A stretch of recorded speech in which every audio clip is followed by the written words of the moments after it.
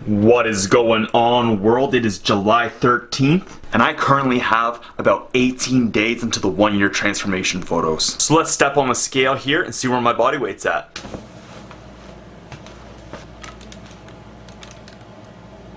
Oh yeah, buddy, that's what I like to see. 165 pounds. This fat loss is coming along amazingly. Damn, there we go, world, 165 pounds. In the next moment here, I'm gonna show you guys my documentation calendar so we can kind of go over my body weight. And I'm gonna kind of explain how I'm handling my cut over the course of this video. If you guys watched the last couple videos there of how I'm preparing for this 1-year transformation photos and how I'm trying to cut about 10 to 12 pounds in about 36 to 37 days, then you probably saw there for the first couple weeks, I was eating foods that were enjoyable. So I was still having ice cream, I was still having chocolate, I was still having these hormonal depleting, or these foods that are not the best for your hormones, at least I believe. So for me, when I'm trying to cut fat or I have a specific goal, I focus on just that goal. I don't believe you need to be eating perfect and clean to cut fat. So when I am trying to attempt to cut a large amount of fat, or I'm really trying to focus on fat loss, I will allow myself to enjoy my life at that time. Cutting fat, lowering your caloric intake, or cutting out carbs is going to have an effect on your life. It may lower your energy levels, it may lower your mood. So for me, at least I believe, is that you should focus on that one specific factor, on that one specific thing. Most people, when they try to dive into fat loss or they want to make this big life change and finally get into the gym and everything, they change everything about their lives, and it's almost way too overwhelming. So for me, over these 36 to 37 days that I'm attempting to cut this 10 to 12 pounds, that the first couple weeks, I enjoyed food. I enjoyed the foods that I like. And now that I'm getting closer to these transformation photos, I have about 18 days, I want to start boosting up my hormones now, because for these pictures, I want to make sure my skin is all nice and clear and everything is on point. But I already got a significant amount of my fat loss out of the way. As you guys saw there, I was 165 pounds this morning. That's absolutely crazy. Because if we take a look at my documentation calendar here, just about, I believe, 10 to 12 days ago, I was in the high 170s. I was sitting around 173 to 175 pounds, so I've lost about 10 pounds in just 2 weeks' time. And I still ate ice cream, I still had beer, I ate chicken wings and burgers and all this kind of stuff. So fat loss does not need to be, you don't need to change up your whole lifestyle around it. Now, another factor that could have helped with this fat loss, at least for today, because today, compared to yesterday, was a big drop, about 3 to 4 pounds I dropped. So this is stuff we have to consider, is that right now it is currently 11 o'clock. I've been awake since about 6:30 this morning. I did weigh myself this morning, but I also ate late last night. I knew that would have had an effect on my body weight this morning, because typically when I weigh myself in the morning, I'm already about 12 to 13 hours fasted. But this morning I was only about 8 hours fasted because I ate kind of late last night, almost right before I went to bed. So I gave myself that 12-hour kind of timeline, time range. So when I weighed myself, it's about the same fasted state, so that I have the same kind of, my body's got rid of that food. So it's not just I'm weighing the food that's in my gut on the scale. So this morning I was about 169 pounds, but then after I wait 3 to 4 hours, I fast, all I had was 3 black coffees today, and now I'm down to 165 pounds. So that's absolutely crazy. I am right on track with my fat loss right now, so everything is going perfect. But as I mentioned there, I've been up since about 6:30 this morning. I've been editing social lab videos. I've been doing a lot of crazy stuff. So today I'm just gonna take you guys through my day. I'm gonna show you guys the foods that I eat, the times that I eat them at. I'm gonna take you guys to the gym with me. I have a social lab meetup tonight, and I'm just gonna take you guys through my life and my lifestyle with intermittent fasting as I prepare for the 1-year transformation photos. Alright, let's take a look at my documentation calendar here and see how I've been doing over the last few weeks. So this is today, 165.0. I actually uploaded a video in the meantime here, and I haven't done this yet, but I plan on going to do volume legs later.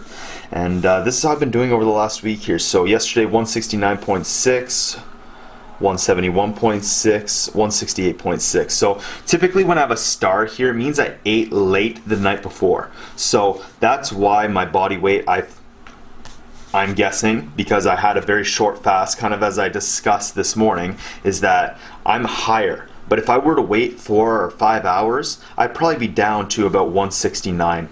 So this is all things you have to consider for yourself with intermittent fasting, and just even if you're focusing on fat loss, you need to understand that depending on what time you eat the night before, if you've been changing it up, that's going to affect your body weight on the scale the next day. So you have to understand that, document everything, record everything, and then you can see over long periods of time how your body is affected by what you eat and how you eat and when you eat. So you can see the previous week before. I'm not going to take you through everything. You can just take a glance here. And what I am doing now, because this is my current fat loss time, is that I put everything into averages. So this week, if I average everything out, I didn't include this day, of course, because I forgot to weigh myself, and apparently this day too. I don't know what's been going on with me, but yes, so 172.2 was the average for that week. I'll flip back to June here. So the average for the week before was 175.8 and then 176.8. So overall, you're going to see that there's fluctuations here with my body weight. Things are changing day to day, and you have to understand that that is situational and it's going to be affected by your life factors. But if you understand that, you can document that, and you understand what's going on with your body, you can make sure that you are progressing. You don't have to get down on yourself because you had to eat late one night to get all your calories in, or you had to cut out a meal one day. You can just add that meal on to the next day. You can manipulate your life around and make it work. And this is why I love intermittent fasting and why I love documenting your life. So I really suggest investing your life and time into a documentation calendar. I can quickly just flip back, see how my body weight was, see what kind of workouts I was doing, see the videos I was loading up. So this is my productivity calendar combined with my workouts and everything. It's taken me several years to refine my method. You guys might find yours works differently. If not, feel free to take my little structure here, but this is how I just enjoy documenting life, and of course with the camera here. So I also have these day-to-day kind of sections in here where I can write everything that's going on, so I can look back day to day and find out exactly what kind of went down on that day. Was it like a heavy productivity day? Was I moving? What was going on with my life? And then I flip to the monthly calendar here, and then I can see everything reflected out on a larger scale. So I've gone into depth about my calendar here in previous videos, but right now I got a nice bowl there full of a bunch of meat all seasoned up. Got some eggs. What else do I have in there? 5 or 6 cloves of garlic, a whole bunch of salt, pepper, and ketchup, and I'm gonna make some burgers right now. And I'm catching up on some of the guma here. Oh, and last night, the beautiful one and I were actually creeping back through some of my older videos. We were reading some of the comments there, and we actually stumbled upon the getting high while at the gym video. And oh my god, some of the comments going on in there are absolutely ridiculous. I'll show you some of that right now. Dude, what the f***? I can f***ing barely stand up while high, and you are f***ing lifting. Crazy how differently weed is to other people. And then Money Chasin says, you can tell this guy got bullied in high school. I remember this comment because it was about 6 months ago, and this comes from Dan Pulley, and he says, I'm going to say goodbye. Smoking pot is for idiots. Your channel is supposed to be about health. What a joke. Then Timothy Little comments, and he says, he has 20,000 subscribers. You can leave. And then Nope comments and says, and you won't be missed.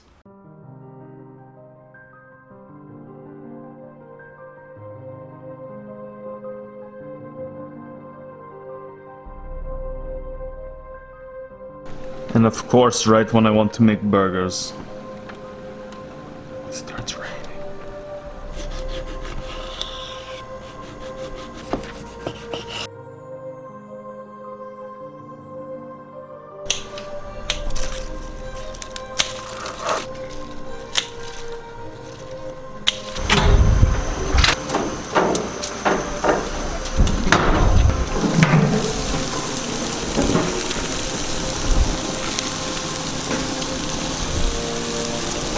Hours fasted. Yeah.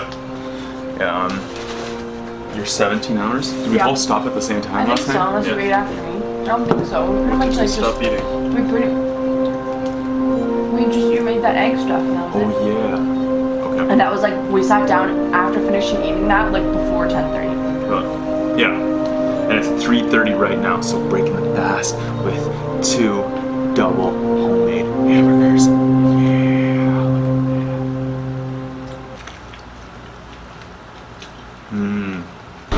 At the London Brewing Co-op right now for a social lab meetup. I'm gonna take you guys through just a little bit here. Just a little bit.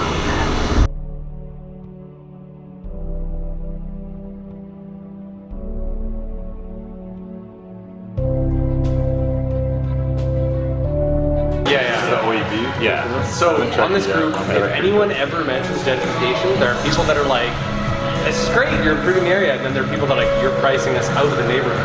So the people that can't afford to be here, because the rents are going up, because people are improving properties and the values are going up, they're getting pushed into other neighborhoods. So it's a very controversial topic. Like, there's no longer having a dialogue where, like, the same people that hate the idea of gentrification don't mind the idea of a young couple moving in with a child and fixing up the house they live in. Yeah. You know, like, it's very narrative driven, like, but they don't like the idea of me going in and buying the same house and doing the exact same thing. Right?